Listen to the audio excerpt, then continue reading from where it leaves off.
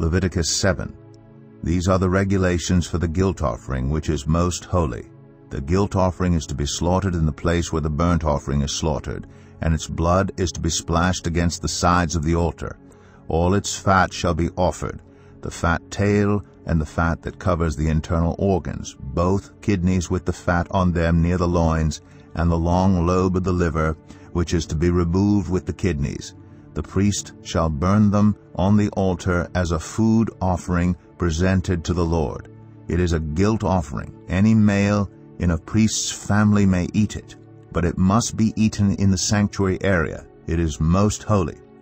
The same law applies to both the sin offering and the guilt offering. They belong to the priest who makes atonement with them. The priest who offers a burnt offering for anyone may keep its hide for himself. Every grain offering baked in an oven or cooked in a pan or on a griddle belongs to the priest who offers it. And every grain offering, whether mixed with olive oil or dry, belongs equally to all the sons of Aaron. These are the regulations for the fellowship offering anyone may present to the Lord. If they offer it as an expression of thankfulness, then along with this thank offering they are to offer thick loaves made without yeast and with olive oil mixed in, thin loaves made without yeast and brushed with oil, and thick loaves of the finest flour well kneaded and with oil mixed in. Along with their fellowship offering of thanksgiving, they are to present an offering with thick loaves of bread made with yeast. They are to bring one of each kind as an offering, a contribution to the Lord. It belongs to the priest who splashes the blood of the fellowship offering against the altar. The meat of their fellowship offering of thanksgiving must be eaten on the day it is offered. They must leave none of it till morning. If, however, their offering is the result of a vow or is a free will offering, the sacrifice shall be eaten on the day they offer it. But anything left over may be eaten on the next day.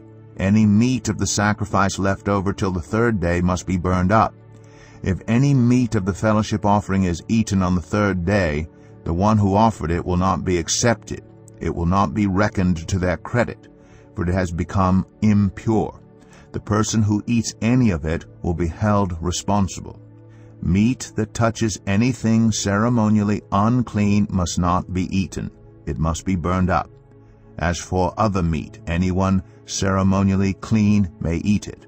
But if anyone who is unclean eats any meat of the fellowship offering belonging to the Lord, they must be cut off from their people. Anyone who touches something unclean, whether human uncleanness or an unclean animal or any unclean creature that moves along the ground, and then eats any of the meat of the fellowship offering belonging to the Lord, must be cut off from their people. The Lord said to Moses, "Say to the Israelites, do not eat any of the fat of cattle, sheep, or goats.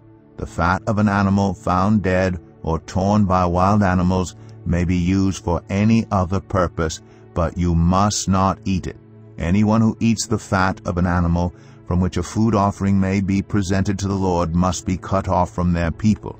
And wherever you live, you must not eat the blood of any bird or animal. Anyone who eats blood must be cut off from their people." The Lord said to Moses, "Say to the Israelites, anyone who brings a fellowship offering to the Lord is to bring part of it as their sacrifice to the Lord. With their own hands they are to present the food offering to the Lord. They are to bring the fat together with the breast and wave the breast before the Lord as a wave offering. The priest shall burn the fat on the altar, but the breast belongs to Aaron and his sons. You are to give the right thigh of your fellowship offerings to the priest as a contribution. The son of Aaron who offers the blood and the fat of the fellowship offering shall have the right thigh as his share.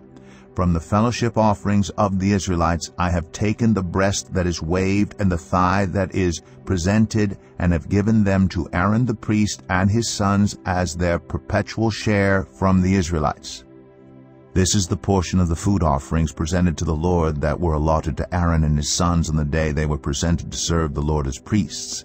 On the day they were anointed, the Lord commanded that the Israelites give this to them as their perpetual share for the generations to come.